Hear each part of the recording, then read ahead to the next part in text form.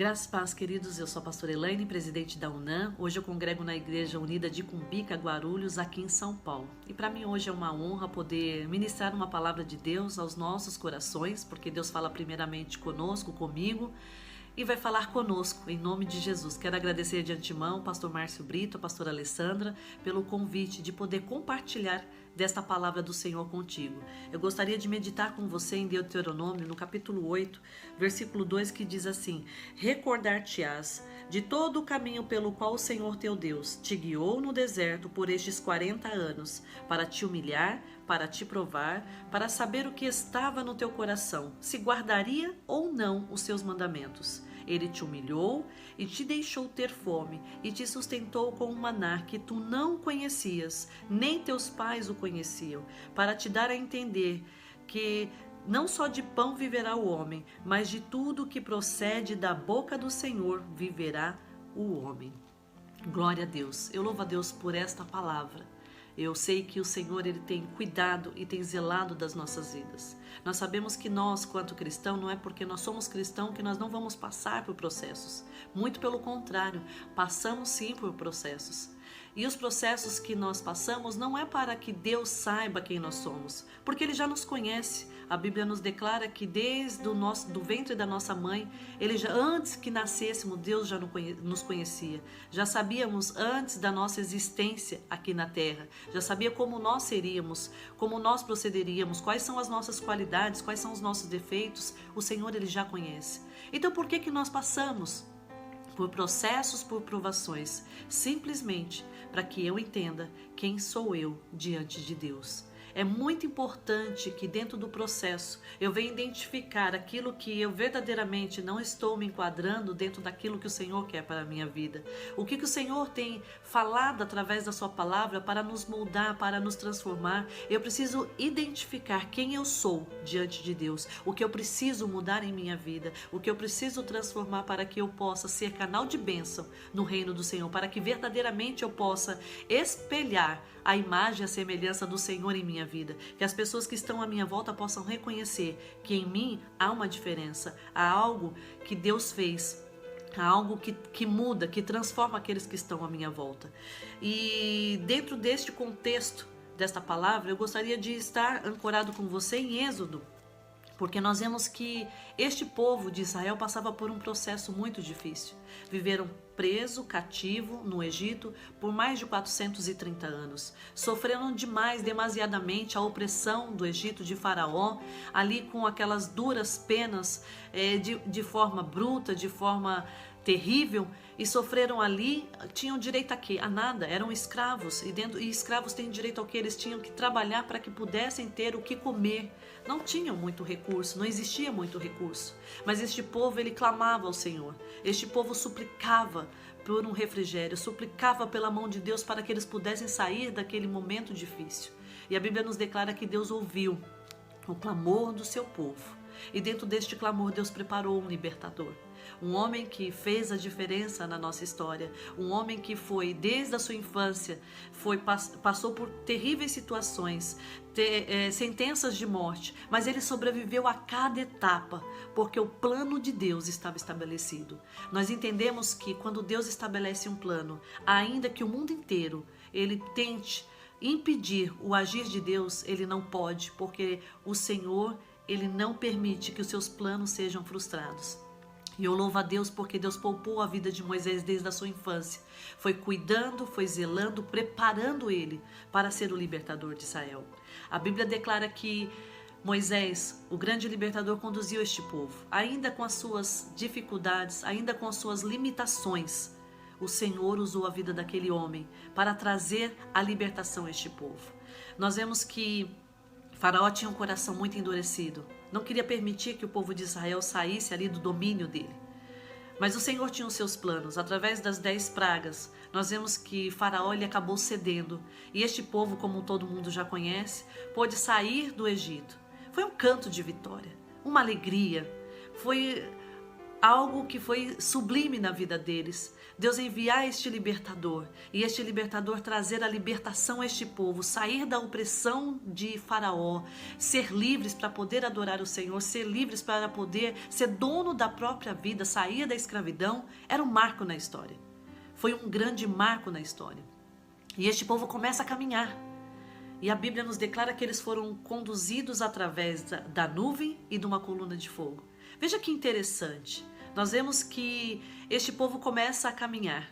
Durante o dia tinha uma nuvem que refrescava, que era um zelo de Deus ali, e era o meio de Deus conduzir. Aonde a nuvem ia sendo direcionada, eles caminhavam. Se ela fosse para a esquerda, eles iam para a esquerda. Se fosse para a direita, ele ia para a direita. Eles entendiam que aquele era o sinal de onde eles deveriam caminhar para que o Senhor pudesse mostrar o direcionamento da terra de Canaã, a terra prometida. À noite, uma coluna de fogo. Se tivesse que ir para a esquerda, se tivesse que ir para a direita, se tivesse que retornar, se tivesse que ir adiante, eles iam. Eles simplesmente estavam seguindo o quê? A direção do Senhor. Note que esta caminhada deles não foi direcionada literalmente por Moisés, mas ela foi direcionada por Deus, pelo próprio Senhor. E nós vemos que eu fui analisar a história, fui ver o gráfico ali, um mapa ali aquele trajeto que eles fizeram, e algo me deixou muito impressionada. Eu sei que eles vão caminhando e chega um determinado período que o Senhor fala, retorna. E eles retornaram. E o lugar, propositadamente, onde eles pararam, onde eles ficaram ali ancorados, era um lugar que não tinha saída. Era um lugar onde eles não tinham onde sair. Quando o faraó ele endurece o coração novamente e fala, vamos buscar o povo porque nós vamos matá-lo. Eu não deveria ter libertado eles, não deveria ter permitido que eles saíssem. E nós vemos que faraó, com a sua grande fúria, começa a correr atrás do povo de Israel. E nós vemos que eles estão num lugar colocado por Deus que não tinha muita alternativa, não tinham saídas. Eles estavam de frente para o mar, não tinha como voltar para trás, para o lado não poderiam ir. E o que eles teriam que fazer? Eles tinham que esperar literalmente pelo poder sobrenatural de Deus. Foi propositalmente que o Senhor permitiu que eles estivessem num lugar onde não tinha saída. Muitas vezes nós passamos por situações, queridos, que o Senhor permite que nós venhamos passar. E nós muitas vezes podemos olhar para Deus e falar, Senhor, mas o Senhor me colocou nessa situação. Saiba que independente da situação que você passe, o Senhor não te colocou para perecer, não te colocou para morrer, não colocou para você ficar prostrado diante de uma situação. Se Ele permitiu, é porque Ele tem algo sobrenatural para fazer na tua vida. Nós vemos que aquele povo vem com toda a fúria, com seus cavaleiros, com seus carros, loucos, para poder ali pegá-los de volta e trazer para a escravidão, trazer cativos.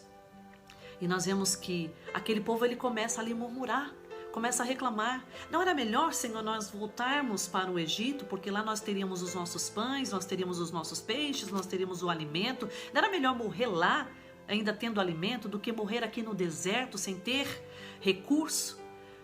E o povo começa a murmurar, começa a clamar, e Moisés clama ao Senhor. E neste clamor o Senhor usa a vida de Moisés para abrir o Mar Vermelho. Que acontecimento histórico! Eu acho que um dos maiores acontecimentos, um dos primeiros maiores acontecimentos na história. O Senhor dividir o Mar Vermelho em duas colunas gigantes, onde eles passaram em terra seco. Eles passaram ali glorificando a Deus, porque o Senhor ele produziu o sobrenatural para poupar a vida do povo de Israel. E nós vemos que eles atravessam esse mar. O povo do Egito, os seus carros, os soldados, os cavaleiros tentaram passar e foram mortos ali naquele mar. E aí eles saíram.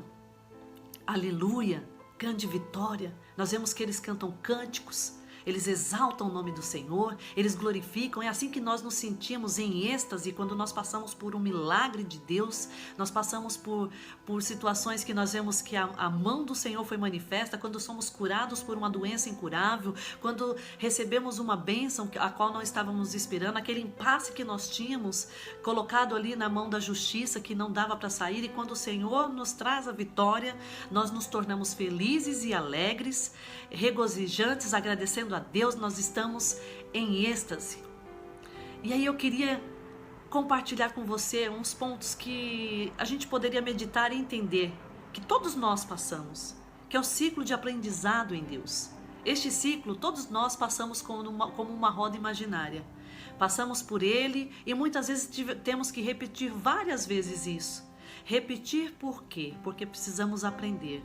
A partir do momento que eu aprendo, que eu ando diante de Deus, eu consigo entender o propósito, eu não preciso mais passar por ele. Mas muitas vezes eu tenho repetido o mesmo processo. E aí nós vemos que aquele povo, ele passa por uns aprendizados. Eu quero nomear aqui alguns que eu julgo importante em relação a isso que eles têm vivido, porque eles começam a glorificar a Deus, eles estão em alegria, em êxtase, eles estão olhando para cima, eles estão glorificando o nome do Senhor. Eles podem ali dizer como o salmista diz, eu levo os meus olhos para o monte, de onde me virá o meu socorro vem do Senhor que fez os céus e a terra. Eles estão em alegria, estão em êxtase, estão glorificando ao Senhor por esta grande vitória. E aí nós vemos que quando nós estamos nesta condição de ver um milagre, de vivenciar um milagre, nós estamos olhando para cima, nós estamos olhando para o nosso Criador. Mas um segundo momento, nós passamos por outro processo. E esse processo que eu gostaria de compartilhar com você em Êxodo, no capítulo 15.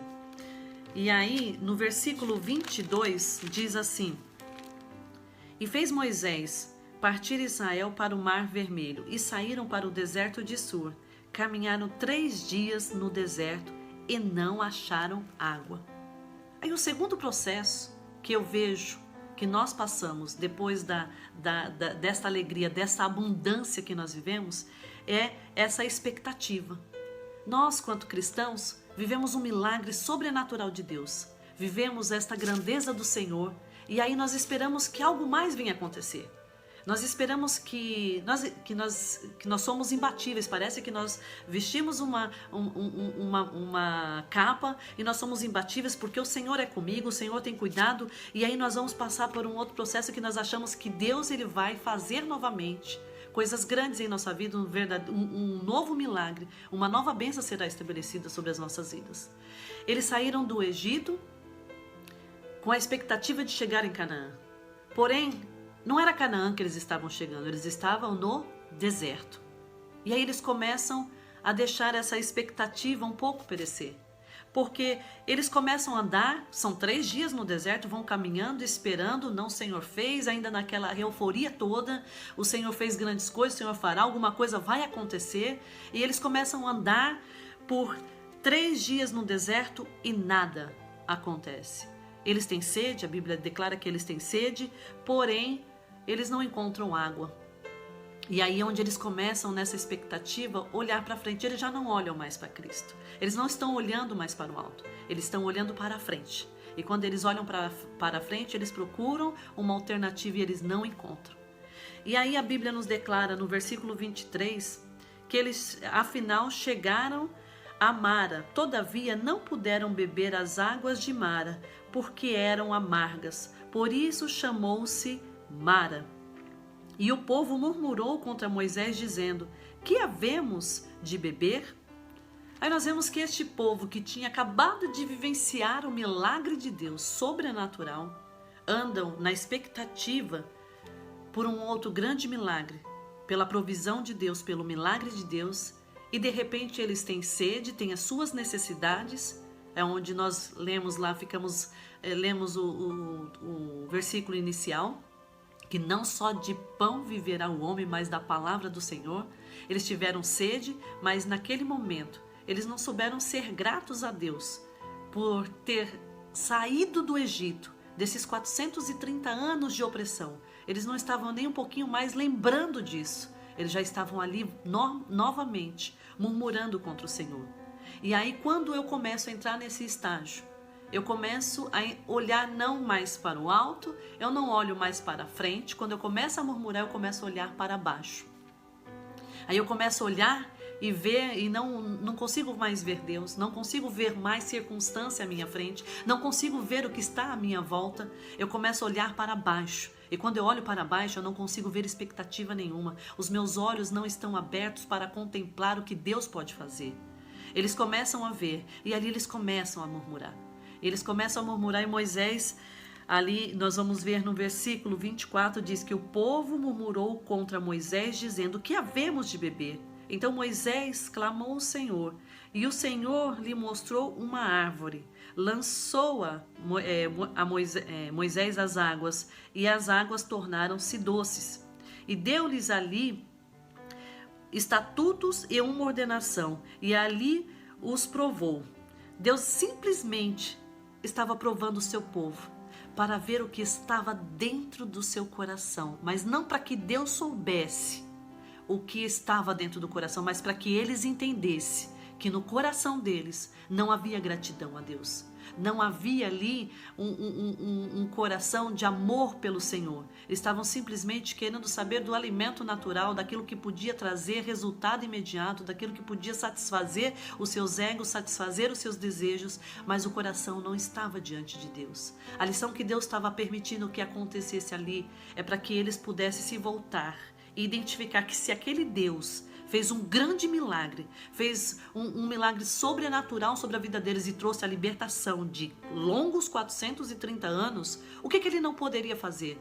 Será que Deus ele é Deus só de coisas grandes? Ele não é só Deus de coisa grande, Ele não é Deus só de coisas pequenas, Ele é o Deus que supre as nossas necessidades. Ele é o Deus que não permite que o seu povo venha passar por problemas difíceis e que Ele não venha socorrer. Ele nos socorre em meio à circunstância. Eu posso passar pelo problema que for, mas eu sei que eu tenho sido assistido por Deus.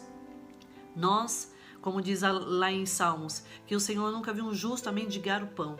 Quando nós entendemos verdadeiramente que Deus é o doador da vida, que é Ele que cuida, é Ele que cuida da minha vida nos mínimos detalhes, eu sei que Ele não permitirá que os meus pés vacilem, Ele não permitirá que eu venha ficar prostrado, mas Ele sempre terá uma alternativa, ainda que seja no momento mais difícil, crucial das nossas vidas. Ele nos ampara, Ele nos protege, Ele cuida de nós nos mínimos detalhes. O Senhor estava ali cuidando deste povo, mas o povo decidiu murmurar, deixaram de olhar para cima, não estavam mais olhando nem à frente, agora olhavam para baixo.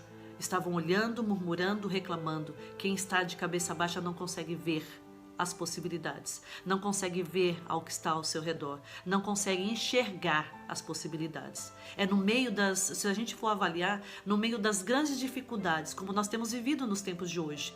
Quantos empreendedores saíram desta dificuldade? Não decidiram ficar prostrados, não decidiram ficar perecendo, não usaram de autocomiseração, não se ficaram com o espírito de coitadinho, achando que não poderiam conseguir. Não, muitos pelo contrário, muitos se levantaram. E através disso, muitos se fizeram grandes, porque é através das dificuldades que nós achamos oportunidades. E quando nós entendemos isso, e não olhamos com um olhar amargurado, com um olhar de ingratidão, nós conseguimos enxergar melhor as coisas, conseguimos enxergar melhor aquilo que Deus tem para fazer através das nossas vidas. Aí eu vejo um outro ponto muito interessante. Quando nós olhamos mais aqui à frente, diz assim: e deu-lhes ali os estatutos e uma ordenação, e ali os provou. E disse: se ouvires atento a voz do Senhor teu Deus, e fizeres o que é reto diante dos seus olhos, e deres ouvidos aos seus mandamentos, e guardares todos os seus estatutos, nenhuma enfermidade virá sobre ti, das que enviei sobre os egípcios, pois eu sou o Senhor que te sara. E chegaram ali a Elim, onde havia 12 fontes de água e 70 palmeiras, e se acamparam junto às águas. Nós, queridos, vemos o zelo de Deus na vida deles. O Senhor preparou ali no meio do deserto essas palmeiras, e essas águas que eram amargas se tornaram doces. Mesmo assim, a gente vê a caminhada deste povo. E quando a gente vê essa caminhada, eles passam por um outro estágio na vida deles. Eles saem da abundância, entra na expectativa, entra depois na murmuração, e aí quando a gente observa, eles entram no desapontamento, nesse desapontamento, na decepção, porque eles querem encontrar sempre a mão de Deus agindo em todos os detalhes. E aí depois eles entram num outro estágio, que é o estágio ruim, quando eu começo a olhar para trás, quando eu começo a olhar para o Egito, eu começo a olhar e achar que o Egito tinha coisas melhores do que Deus pode me proporcionar. Quando nós chegamos nesse estágio, queridos, nós estamos num estágio terrível. É o estágio que nós não reconhecemos nada. E esse povo vivia isso, eles não reconheciam. Quantas vezes eles chegaram para Moisés e falaram: Moisés, lá no Egito nós tínhamos os pães, os peixes, nós tínhamos água, tínhamos tudo que nós necessitávamos para o nosso alimento. Eles estavam simplesmente preocupados no alimento que podia ser fornecido à saciedade da carne deles. Mas espiritualmente falando, eles não estavam pensando em Deus. Espiritualmente falando, eles não estavam se importando o que Deus podia fazer. E nós vemos que aí eles entram num estágio de retorno, de olhar para trás e ver que no Egito tinham coisas melhores. Aí não olharam o sofrimento, não olharam nada do que eles vivenciaram. Eles simplesmente não conseguiam ser gratos pelo maná de Deus. Não conseguiam ser gratos quando eles vão à frente, que nós vemos na história à frente. Que o Senhor prepara um maná que os pais deles não conheciam. Deus prepara o pão quentinho do céu, prepara a carne para eles, e eles não conseguem enxergar que o Senhor estava saciando. Muitas vezes nós temos que pensar, nem sempre nós temos tudo o que temos, mas nós temos o necessário para sobreviver. O apóstolo Paulo, ele sabia isso e na sua essência. Ele dizia: sei tanto ter em abundância quanto viver em escassez. Ele chegou a um pleno conhecimento com Deus, uma plena intimidade com Deus, que não importava o que ele tinha ao seu redor. O que mais importava na vida de Paulo era ter essa essência com Deus, ter essa intimidade, esta comunhão com Deus. Quando eu busco primeiramente o reino de Deus e a sua justiça, as demais coisas nos serão acrescentadas. Eu acredito num Deus que supre todas as nossas necessidades, porque eu tenho vivenciado isso nos mínimos detalhes. Desde a minha conversão, eu louvo a Deus por esta conversão, por ter conhecido o nosso Deus verdadeiro, o único Deus verdadeiro. Ele mudou a minha história, Ele mudou a minha vida, e nessa mudança eu sou grata em todo detalhe, em tudo aquilo que Ele tem feito, queridos, porque Ele tem feito além das nossas expectativas. Ele vai além do que nós pensamos. Quantas vezes eu mesma vamos dizer assim, errando, achando que o Senhor não estava mostrando o caminho certo. Me vi como este povo do Egito. O Senhor está me tirando de lá, me mandando para um lugar onde eu não vou ter, onde ter recurso para ter a libertação. O Senhor, Ele entrou com a sua mão de poder e Ele fez grandes coisas em minha vida. E é por isso que a cada dia mais eu tenho glorificado a esse Deus, que tem cuidado com zelo, com a sua mão, ainda que eu não entenda o propósito de Deus, ainda que eu não entenda o processo. Nunca nós vamos entender, nem sempre nós vamos entender, porque Ele não vai. Se Ele falasse para o povo: vocês vão passar por isso, você acha que eles iriam? Se falasse: vocês vão passar por uma situação do deserto, eles sairiam do Egito? Muito pelo contrário. Deus muitas vezes Ele não mostra tudo o que nós queremos ver, porque Ele sabe que nós não vamos suportar, que nós não vamos ali e adiante, não vamos nos encorajar. E o propósito dele é que nós venhamos confiar nele, confiar assim como Abraão confiou. Abraão saindo da terra ali, da terra dele, ali aquela terra pagã, ali em Ur dos Caldeus, ele foi e seguiu a voz do Senhor. Ele confiou em Deus. É essa confiança que Deus quer que nós tenhamos nele. Esta fé de quando Ele fala: vai, eu estou contigo, que nós devemos ir sim, porque Ele prepara todas as coisas. É Ele que prepara o caminho, é Ele que prepara a ferramenta, é Ele que prepara as condições, é Ele que faz e que opera o milagre em nossas vidas. Aí nós vemos, queridos, que nesse estágio aqui, eles estavam olhando para trás, olhando para o Egito e dizendo: no Egito nós tínhamos coisas melhores. Muito pelo contrário, eles sofriam, mas eles não estavam conseguindo enxergar e ser gratos a Deus pelo maná do Senhor. Eles não estavam conseguindo ser gratos a Deus por aquilo que Deus tinha providenciado. E aí, queridos, eu entro num último ponto, que é a provisão de Deus. O que é a provisão de Deus? Eu vejo a provisão de Deus, ela ali muito ligada à graça. Porque nós, quanto seres humanos, se eu vejo uma pessoa ingrata murmurando, você tem vontade de abençoar? Seja sincero. Você consegue abençoar uma pessoa que está murmurando? Assim como eu já cheguei a levar alimento para pessoas e ela falar: esse aqui é o tipo de arroz que você vai me dar? Por que você não me deu da marca XY, arroz que eu comeria na minha casa? E aí você olha e você fala: eu fiz com amor aquilo. E só existe murmuração. Nós, quanto seres humanos, muitas vezes, nós endurecemos o nosso coração. E nesse endurecimento nós não queremos fazer mais novamente. Eu vou fazer por uma pessoa ingrata? Nós agimos dessa maneira, mas Deus não. Pela sua graça, nós não merecíamos nada, não tínhamos direito. Ele, pela sua graça, mesmo aquele povo murmurando, aquele povo reclamando, aquele povo ali chegando diante de Deus e achando que, murmurando em tudo, reclamando de tudo aquilo que o Senhor fazia, o Senhor, Ele providencia, Ele vai lá e providencia essas palmeiras, Ele vai lá e providencia o maná. O que é a provisão de Deus?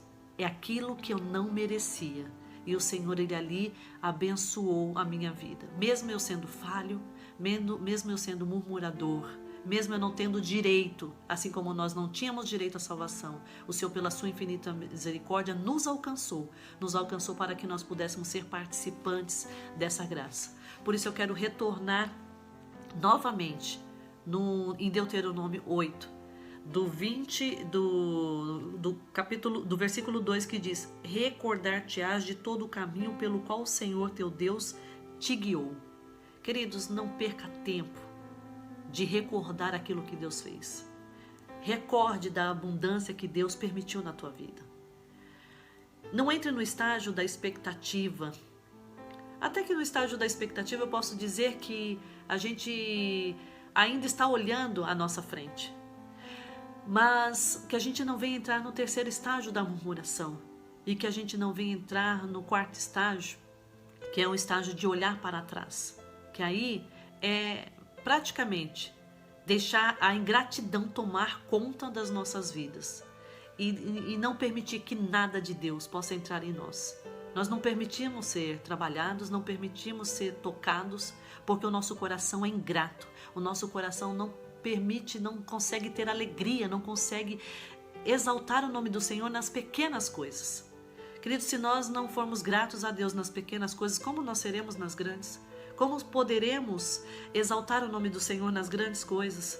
Nós sabemos que nós somos fiéis no pouco e no muito Deus nos colocará. Então, quando o Senhor diz, recordar-te-á de todo o caminho, é tempo de eu olhar e falar: Senhor, a maior recordação que eu tenho foi o resgate da minha vida, porque eu não tinha direito, eu não tinha nenhum direito, eu estava perdido, eu estava no mundo, eu estava condenado à morte eterna. Mas o Senhor, pela sua infinita misericórdia, resgatou a minha vida das trevas e me trouxe para a sua maravilhosa luz. Esse foi o maior milagre produzido em nossas vidas. E aí, grandes coisas, eu tenho certeza que você já viveu grandes coisas do Senhor, que você já viveu milagres de cura, que você já viveu milagres de restauração, que você já conseguiu concluir aquilo que você tinha colocado diante de Deus, que você já conseguiu grandes coisas. Comece a recordar, comece a deixar que estas lembranças das coisas grandes tome conta da sua vida. O que o Senhor diz: siga os meus caminhos, recorde daquilo que eu tenho, o que eu fiz, o que eu conduzi, o que eu direcionei, o que eu operei em sua vida. É onde o Senhor quer que nós venhamos fazer, que nós venhamos deixar que esta recordação ela cresça, que o espírito de gratidão, que a gratidão de Deus possa estar em nós, em nosso coração, e nós possamos exaltar a Deus em todas as pequenas coisas. Eu posso não ter tudo, mas eu tenho o necessário diante de Deus. E quando eu sou grato no pouco, Deus me dá aquilo que eu almejo, aquilo que eu quero, aquilo que eu tenho colocado em meu coração. Você sabia que Deus, Ele cuida dos seus desejos e dos seus anseios? E nas pequenas coisas, querido, quantas vezes eu vi a mão de Deus, de eu imaginar algo e sem pedir, sem falar com ninguém, sem comentar nada, Deus usar pessoas e falar: olha, eu senti de trazer isso, de fazer aquilo. É o cuidado de Deus, é o zelo de Deus pela tua vida. Se você não sabe, Ele olha, Ele te vê e Ele quer simplesmente que você viva desta palavra, da palavra que traz a edificação, da palavra que traz a restauração. Assim como a nossa carne, ela precisa do alimento. Eu preciso de pão, eu preciso de arroz, de feijão, de carne, enfim, eu preciso das 4 refeições ao dia. Para que eu possa me manter firme, nós precisamos nos alimentar desta palavra. Não tem como nós crescermos em Deus, nos edificar em Deus, se eu não me alimentar dessa palavra. Eu preciso entender que a minha vida espiritual, ela necessita do alimento espiritual, que é a palavra do Senhor. É essa palavra que nos fortalece a cada dia, para que eu deixe de lado a ingratidão, para que eu deixe de lado a reclamação, a murmuração, e que eu olhe para Deus. Quando eu consigo ter esse coração grato, este coração disposto a exaltar o nome do Senhor, eu consigo ser mais feliz. eu consigo ter a paz que excede todo entendimento. Quando nós falamos de prosperidade, a prosperidade ela não está só em questão de valores, em questão de posses, em questão de recursos, não, muito pelo contrário. Eu posso ser próspera, a minha alma pode ser próspera, tendo a paz de Deus que excede todo entendimento dentro do nosso coração. Os planos de Deus são perfeitos em minha vida e é isso que eu devo entender, que é Ele que me direciona, é Ele que cuida de mim. Os meus pensamentos não são como os pensamentos do Senhor. E Ele tem muito mais além do que eu possa imaginar. Portanto, diante destes estágios, queridos, da abundância, da expectativa, da decepção ou desapontamento, de olhar para trás, que nós possamos verdadeiramente estar olhando para o alvo, que é Jesus. Olhar para Ele que pode fazer grandes coisas. Não viver só no período da abundância. Eu posso viver o período da provisão, porque o período da provisão eu não estou olhando para trás, eu não estou olhando para baixo, eu não estou olhando simplesmente para frente, mas eu estou olhando as condições que estão ao meu redor, as possibilidades que Deus me fornece, as possibilidades que Deus tem preparado. Eu começo a ficar mais atento à voz de Deus, que você possa neste dia receber do Senhor esta porção de abundância, de provisão e você possa viver o milagre de Deus em sua vida. Que Deus possa edificar a tua vida neste dia em nome de Jesus.